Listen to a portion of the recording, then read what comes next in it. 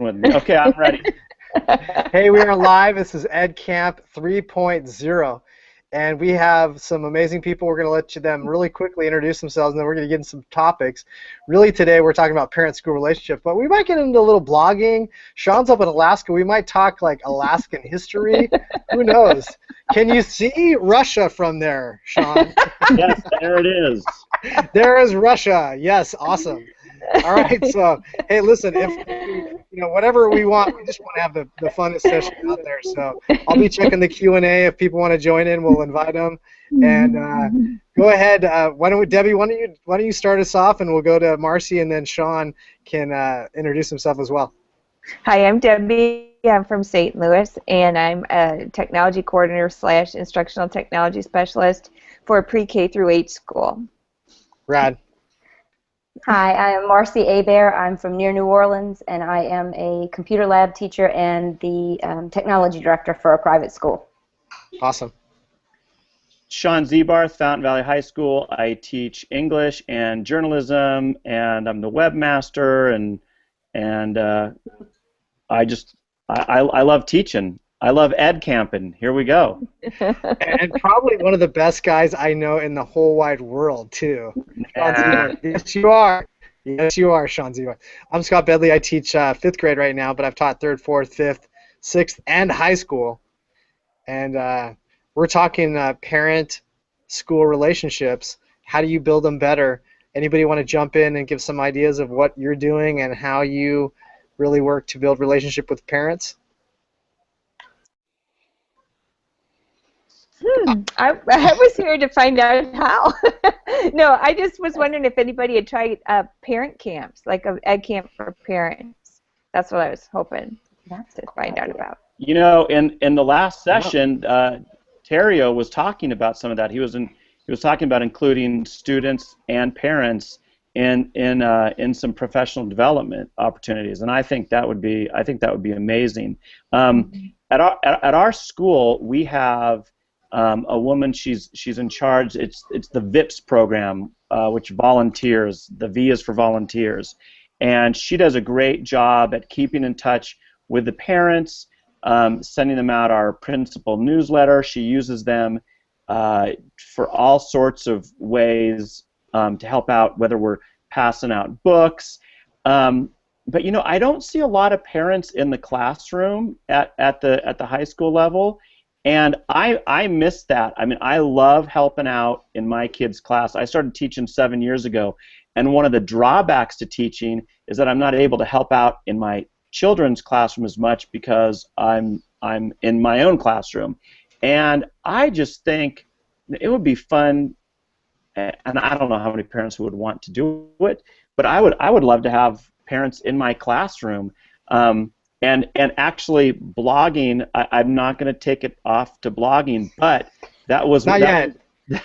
That was one way. I ran into one of my students and her parents, and through her daughter's blog, she really was able to see what we were doing in the classroom. And so she mentioned, she's like, I love the blogs because I could see what everybody's thinking about. So that was one way that we kind of invited parents and families in. Sean, what would you want parents to do at a high school level? I know at my school I'm a K-8, and it seems that the interest in parent volunteers kind of wanes around the 6th grade level. Parents are volunteering a little bit, but what would you want parents to do at the high school level? That's a good question. Yes, it is. But think about it. Think about like with maybe even in the science classes. Let's say they have no background in science, but teachers are running a lab. I mean, imagine having parents who can just help pass things out and oversee some of that stuff. And because at our school we're on a 55-minute bell schedule, and if you had 3 or 4 extra sets of hands and eyes to help out, I think they could make things run a lot more, smoothly. That's one example. So one of the things we've done over the last 2 years now at my school And what my grade level really wanted to do, really my grade level was, we did a flipped back to school night. So we put our back to school night presentation online and used the time that we normally would present at parents, and I say at, and I use that really emphasized, is that we use that to build relationships. So we were talking with parents, we were connecting with them, we were having conversations about, pedagogy, which is probably the best conversations I've had with parents ever about teaching and learning, because I wasn't presenting that whole time and trying to jam in a bunch of stuff. And all of us know, like, if we were to jam in the amount of stuff we try to jam in at a back to school night, what are the parents really walking away with? And why are they really there? They're there to check me out. They want to see who's this teacher with my child, and really what is that? So better use of time is to build a relationship with them. So that's what we said. We're going to put it all online. We're going to send out the link day one.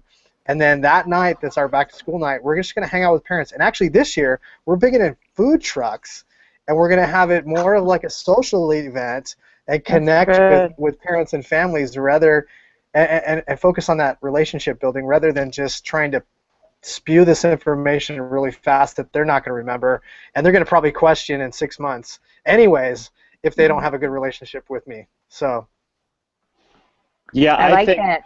I think with back to school, a lot of times, and I'm guilty of this myself, but we have 12 minutes with those parents, and so you'll fill those 12 minutes chock full of information so that you don't have to talk to parents. So it does take a change in attitude, and that kind of mental shift to like, hey, let's connect. It would take a mental shift on the part of the parent. It would take a mental shift on part of the parents too, because a lot of times when you do kind of flip that and reverse that, they're not ready for it. So Scott, do you set those parents up? Do you kind of introduce how you're going to do it and what you're looking for in that flipped back to school? We did, and if you go to bit.ly/flip B2S, you can see kind of what we did, and there's some links to that. But Sean, it was interesting. The parents came in, and they were used to the sit and get. So they sat down in their kids' seats and looked at me, and I was like, no, that's not what it's about. Come on, take a look around the classroom. I'm here to have a conversation with you. And it was great, and the parents were awesome. And the feedback we got were they really appreciated having online. Our parents that were second language were able to have a translator there with them to actually get the information that we wanted to communicate with them.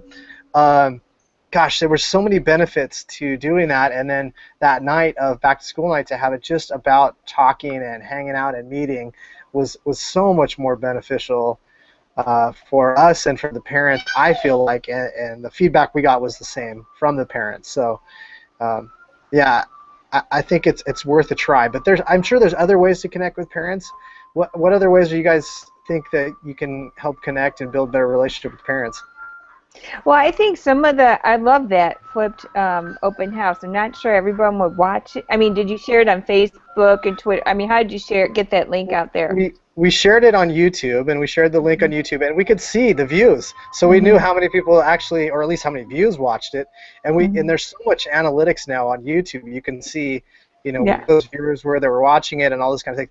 But we had parents that were repeat parents that didn't really need to watch again what was fifth grade history, because they knew what fifth grade history was. Right. But so we saw that we got 80-90% of the parents watching it, and if they didn't, that was okay too, because I have no guarantees that even 10% are listening to me in my my 20-minute jaunt through things.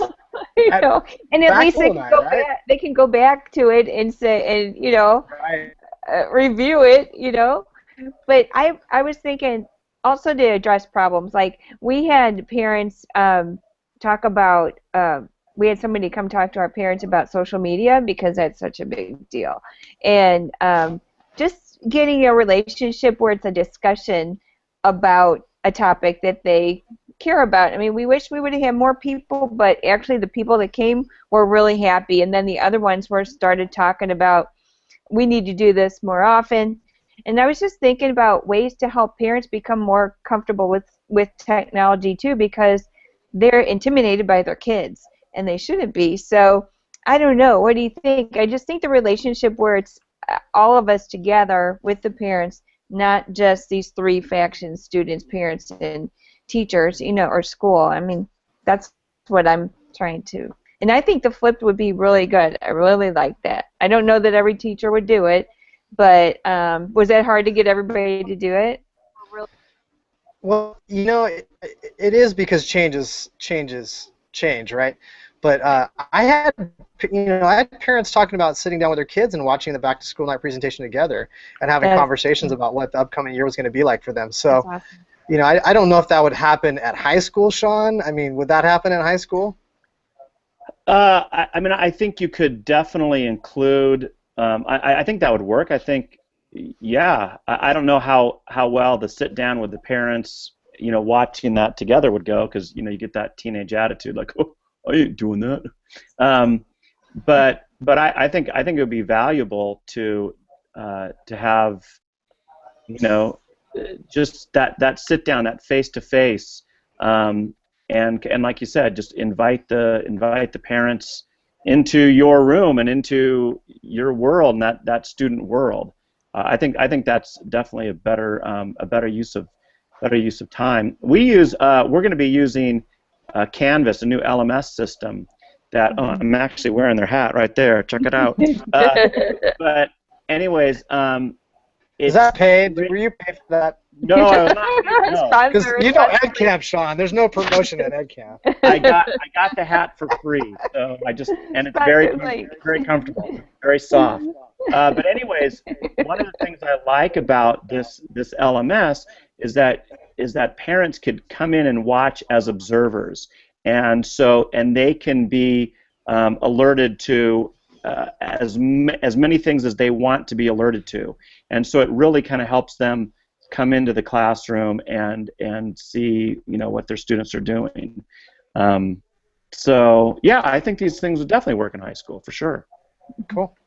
We were successful. We did, they called it Literacy Night, and they had each grade level come up with like an activity based on books and different things, and the kids would move through sessions, and there were times to read, and their parents were with them in the evening. They brought their sleeping bags and their blankets, and they made little spots on the floor, and they brought pizza in, and they just had like a big party, and that was very well received. What I'd love to see us do down the road is something along the same lines with tech.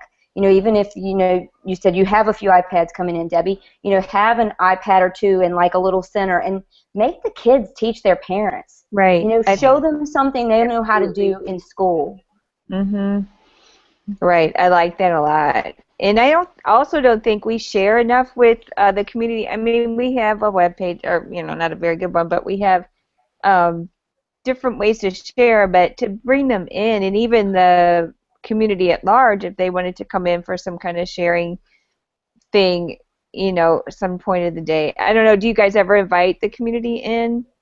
Is it different? I mean, I don't know. No. I think we don't do that enough. David, Terry, and I, we ran kind of like a 20% project, and when the students presented their work on that, we invited parents and community members in, and so I think that's great. We have a science teacher who, it's environmental science, and her students do these big projects, and she does like a poster presentation, and where the students hang up these giant posters in the hallways, and Cool. the parents and community members could come in. So I would love to see more of that. Teachers sharing the work their students are doing in class, and inviting the community members in there to see that, and to see what they're doing, and what the school looks like. And Sean, Right, and also, I'm sorry. No, I was going to say blogging is one way to share what's going on in your classroom, right, Sean? Thanks for that segue, Scott. That's the session I signed up for, and I thought I was getting into, and then Scott says, no, it's building parent relationships, and I thought he was joking, and so, but blogging, Scott, is just one way of sharing what's in the classroom, what students are working on, but there are many ways to do that. But I do think, again, I'd like to see more of that at every level, is turning that around and becoming a glass room, a glass classroom. Is Amy Burval likes to call it her glass classroom, and I think the perfect hashtag for that is glassroom. Like let people see what it looks like inside your classroom and what your students are doing. Yeah. Well, and like Marcy said, with the iPads, just having, like you said, your 20% or Genius whatever hour projects, if they had a QR code for where the kids recorded something and the project and talked about it, they could just go through with your iPads. You could let them, or their device, but I mean, just to get their hands and see what these devices can do, and the kids could be, have prepared that all around the building. I just think that, like you said, having the community and parents come in more is really important, just to build that relationship. Hey, Eric, welcome. Sorry it took so long to get you in. No, I appreciate it. I really was not aware that you had to register, I guess, beforehand, but I do appreciate the invite. Hey, Sean didn't register either. Uh-oh. This is kind of the Rebel hangout. Okay. Well, that's good, because that's what I am. We only have a few minutes here. Does anybody want to add anything else about building positive parent relationships or blogging? Well, let me just say that I teach an alternative school, and we have a student population of between, well, we're going to start the year with 29. We ended last year with about 50, and it's a high poverty, low tech area. Most of the students don't have internet at home, and so that really restricts us in what we can do.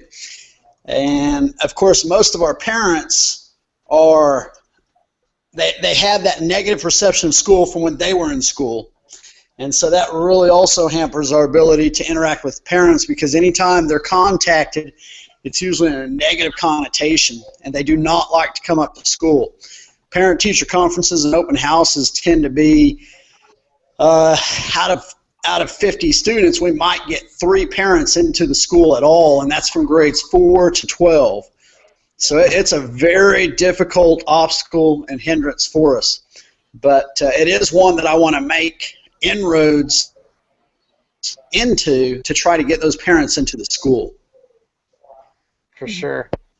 Yeah, that reminds me, Eric, I've always had this goal, and I've failed every year, and that's to call home at least once, every student's home, and because those are the coolest calls, and just call them and just talk about their son or daughter and just say, hey, love having them in class, maybe share something that they said or did. It doesn't have to be earth-shattering, but I think that would be, matter of fact, I'm going to reset, and I'm going to try that again, because like you said, Eric, the parents are used to hearing from the teachers of the school when there's a problem, and that's not good customer service. You know what I mean? I mean, we should be calling and contacting them when their students are doing well, or just to give any kind of feedback with how their students are doing. Absolutely, absolutely. All right. Well, I think we have hit our limit right now. They're going to be starting up the next part of EdcampHOME, which is the slam. So thanks you guys for popping in here. I really appreciate it. Thanks for letting me hijack you into this session. Thanks a lot, Scott. All right, we'll see you guys at the slam. Yeah, bye. EdcampHOME 3.0. 3.0. Bye.